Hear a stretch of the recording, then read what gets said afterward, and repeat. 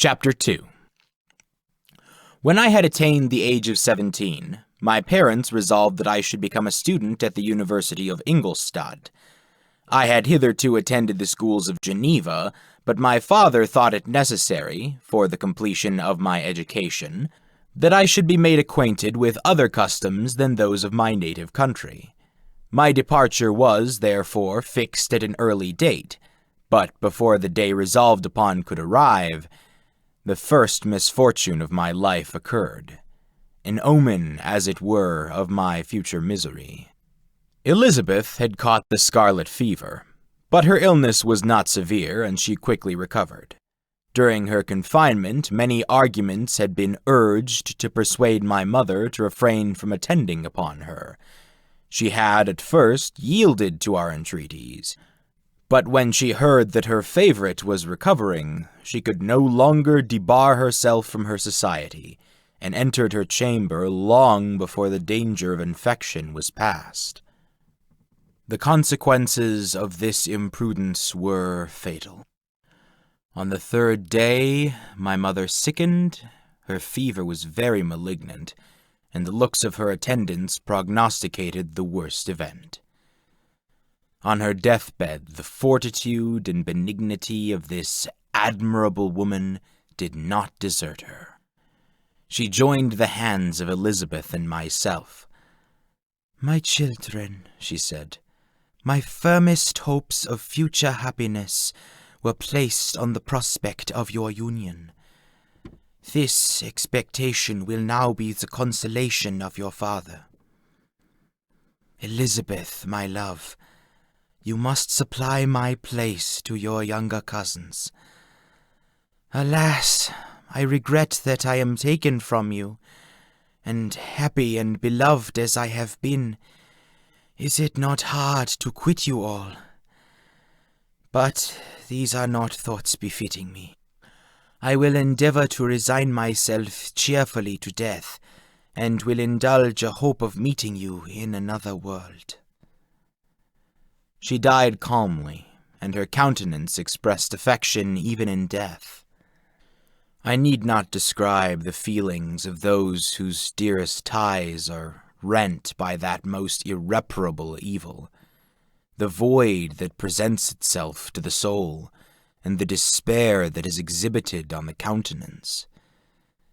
It is so long before the mind can persuade itself that she whom we saw every day, and whose very existence appeared a part of our own, can have departed forever, that the brightness of a beloved eye can have been extinguished, and the sound of a voice so familiar and dear to the ear can be hushed, never more to be heard. These are the reflections of the first days. But when the lapse of time proves the reality of the evil, then the actual bitterness of grief commences. Yet from whom has not that rude hand rent away some dear connection? And why should I describe a sorrow which all have felt and must feel? The time at length arrives when grief is rather an indulgence than a necessity, and the smile that plays upon the lips, although it may be deemed sacrilege, is not banished. My mother was dead, but we had still duties which we ought to perform. We must continue our course with the rest, and learn to think ourselves fortunate while one remains whom the spoiler has not seized. My journey to Ingolstadt, which had been deferred by these events, was now again determined upon. I obtained from my father a respite of some weeks. This period was spent sadly. My mother's death and my speedy departure depressed our spirits, but Elizabeth endeavored to renew the spirit of cheerfulness in our little society. Since the death of her aunt, her mind had acquired new firmness and vigor. She determined to fulfill her duties with the greatest exactness. She felt that the most imperious duty of rendering her uncle and cousins happy had devolved upon her. She consoled me, amused her uncle, instructed my brother, and I never beheld her so enchanting as at this time, when she was continually endeavoring to contribute to the happiness of others, entirely forgetful of herself. The day of my departure at length arrived. I had taken leave of all my friends excepting Clerval, who had spent the last evening with us. He bitterly lamented that he was unable to accompany me, but his father could not be persuaded to part with him, intending that he should become a partner with him in business, in compliance with his favorite theory, that learning was superfluous in the commerce of ordinary life. Henry had a refined mind. He had no desire to be idle, and was well pleased to become his father's partner, but he believed that a man might be a very good trader and yet possess a cultivated understanding. We sat late, listening to his complaints and making many little arrangements for the future. The next morning, early I departed. Tears gushed from the eyes of Elizabeth. They proceeded partly from sorrow at my departure, and partly because she reflected that the same journey was to have taken place 3 months before, when a mother's blessing would have accompanied me. I threw myself into the chaise that was to convey me away, and indulged in the most melancholy reflections. I, who had ever been surrounded by the most amiable companions, continually engaged in endeavoring to bestow mutual pleasure, I was now alone. In the university whither I was going, I must form my own friends, and be my own protector. My life had hitherto been remarkably secluded and domestic, and this had given me invincible repugnance to new countenances. I loved my brothers, Elizabeth and Clerval. These were old familiar faces, and I believed myself totally unfitted for the company of strangers. Such were my reflections as I commenced my journey, but as I proceeded, my spirits and hopes rose. I ardently desired the acquisition of knowledge. I had often, when at home, thought it hard to remain during my youth cooped up in one place, and had longed to enter the world and take my station among other human beings. Now my desires were complied with, and it would, indeed, have been folly to repent. I had sufficient leisure for these and many other reflections during my journey to Ingolstadt, which was long and fatiguing. At length the high white steeple of the town met my eyes. I alighted, and was conducted to my solitary apartment to spend the evening as I pleased. The next morning I delivered my letters of introduction, and paid a visit to some of the principal professors, and among others to Monsieur Krempe, professor of natural philosophy. He received me with politeness, and asked me several questions concerning my progress in the different branches of science appertaining to natural philosophy. I mentioned, it is true with fear and trembling, the only authors I had ever read upon those subjects. The professor stared. "Have you," he said, "really spent your time in studying such nonsense?" I replied in the affirmative. "Every minute," continued Monsieur Krempe with warmth, "every instant that you have wasted on those books is utterly and entirely lost. You have burdened your memory with exploded systems and useless names. Good God!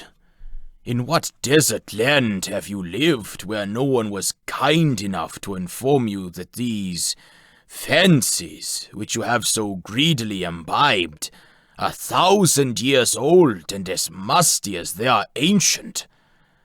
I little expected in this enlightened and scientific age to find a disciple of Albertus Magnus and Paracelsus. My dear sir, you must begin your studies entirely anew."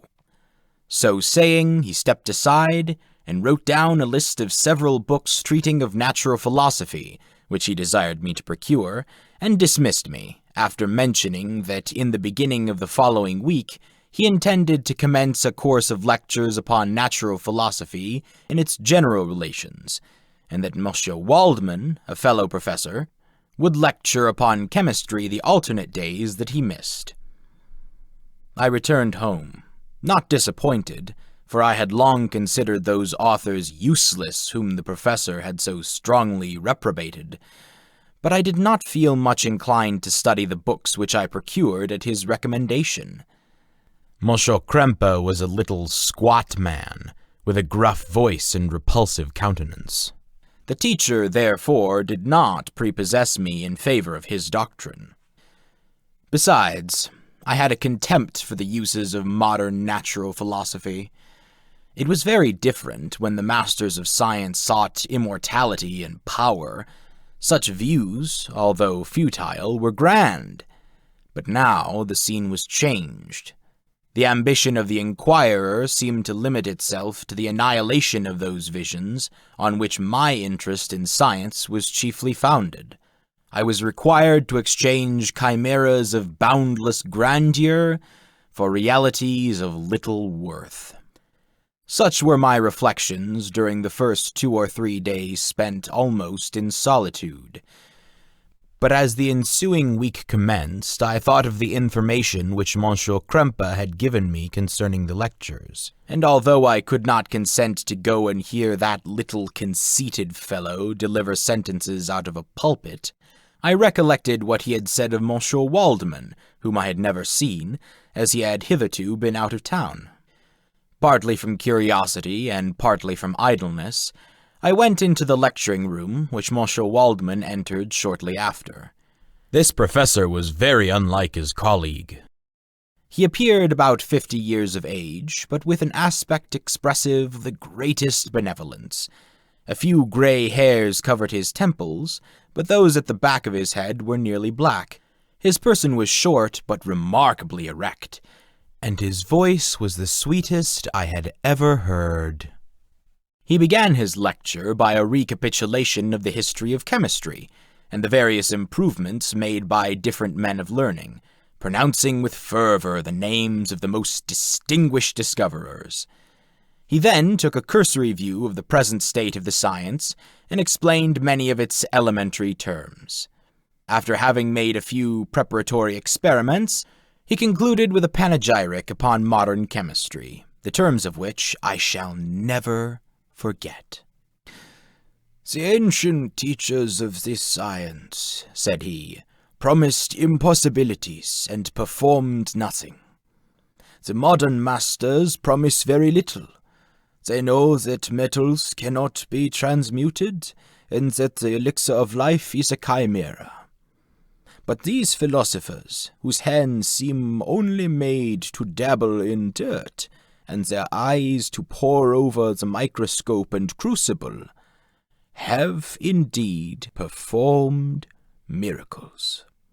They penetrate into the recesses of nature, and show how she works in her hiding places. They ascend into the heavens. They have discovered how the blood circulates, and the nature of the air we breathe. They have acquired new and almost unlimited powers. They can command the thunders of the heaven, mimic the earthquake, and even mock the invisible world with its own shadows." I departed highly pleased with the professor and his lecture, and paid him a visit the same evening. His manners in private were even more mild and attractive than in public, for there was a certain dignity in his mien during his lecture, which in his own house was replaced by the greatest affability and kindness. He heard with attention my little narration concerning my studies, and smiled at the names of Cornelius Agrippa and Paracelsus, but without the contempt that Monsieur Krempe had exhibited. He said that these were the men to whose indefatigable zeal modern philosophers were indebted for most of the foundations of their knowledge. They had left us an easier task, to give new names and arrange in connected classifications the facts which they in a great degree had been the instruments of bringing to light. The labours of men of genius, however erroneously directed, scarcely ever fail in ultimately turning to the solid advantage of mankind. I listened to his statement, which was delivered without any presumption or affectation, and then added that his lecture had removed any prejudices against modern chemists, and I, at the same time, requested his advice concerning the books I ought to procure. "I am happy," said Monsieur Waldman, "to have gained a disciple, and if your application equals your ability, I have no doubt of your success. Chemistry is that branch of natural philosophy in which the greatest improvements have been made and may be made. It is on that account that I have made it my peculiar study, but at the same time I have not neglected other branches of science. A man would make but a very sorry chemist if he attended to that department of human knowledge alone. If your wish is to become really a man of science, and not a petty experimentalist, I should advise you to apply to every branch of natural philosophy, including mathematics." He then took me into his laboratory and explained to me the uses of his various machines, instructing me as to what I ought to procure and promising me the use of his own when I should have advanced far enough in the science not to derange their mechanism. He also gave me the list of books which I had requested, and I took my leave. Thus ended a day memorable to me. It decided my future destiny.